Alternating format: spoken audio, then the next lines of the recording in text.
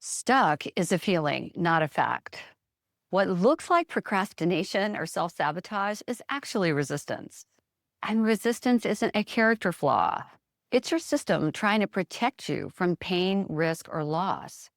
Once you understand what it's protecting, you can break free of it. So there are four reasons resistance surfaces. First, you don't really want the goal. It's a should borrowed from someone else's playbook, like your parents or your LinkedIn feed. If you remove the audience and the goal disappears, it wasn't yours. For example, you keep saying you should raise VC money because other founders are doing it, but it doesn't match how you want to build. So you never start. That isn't laziness. You just don't really want it, and that's okay. Second, the path that you're picturing looks painful. You do want the outcome, but the way you see getting there feels dangerous. So your brain is always going to choose safety over growth. For example, you know you need to productize your services, but in your head, it's a 9-month nightmare. So you push it to the next quarter and then the next. The problem isn't you. It's the way you're designing the path in your mind. Acknowledge that fear is collapsing your options and that you're only seeing 2 or 3 paths forward. To break that, come up with at least 5 more, even if they're not perfect, just to prove that there are more moves available. The third reason resistance appears is that you're not moving forward because it clashes with your self-concept. If the goal or the process to get there doesn't align with who you believe you are, you won't move. Who you are being drives what you are doing. This is why, if you see yourself as a person who does it all and you're proud of that, you'll resist delegating and you won't hire other leaders. For example, you know you need a second in command like a COO, but you want to remain in control, so you keep putting it off. A fourth way that resistance appears is its intuition. Your intuition says not now or not this. Beneath the noise is a quiet no. When something isn't aligned, forcing it can create collateral damage. The work here is to learn the difference between intuition and fear.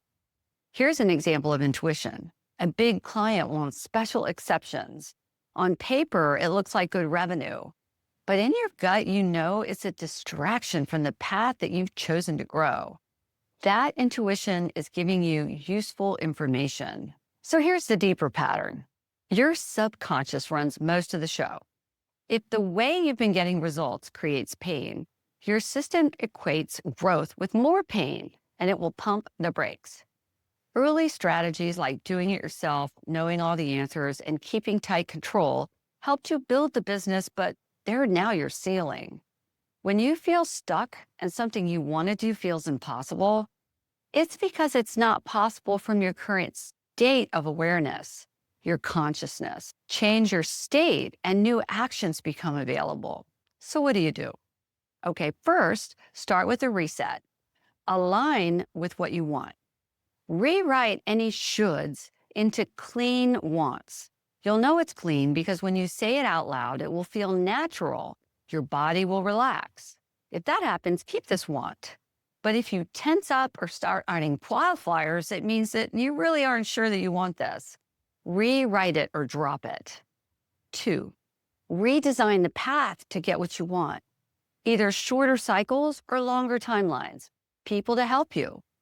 For productizing, start with a focused offer with a fixed scope and a flat fee. Test it with one customer for 30 days, then evaluate and iterate. 3, upgrade the story of who you are. The you who already has this result that you want. What does that version of you believe? What do they think and how do they feel? Take one action as that person today, like I'm the founder who decides, evaluates, and iterates.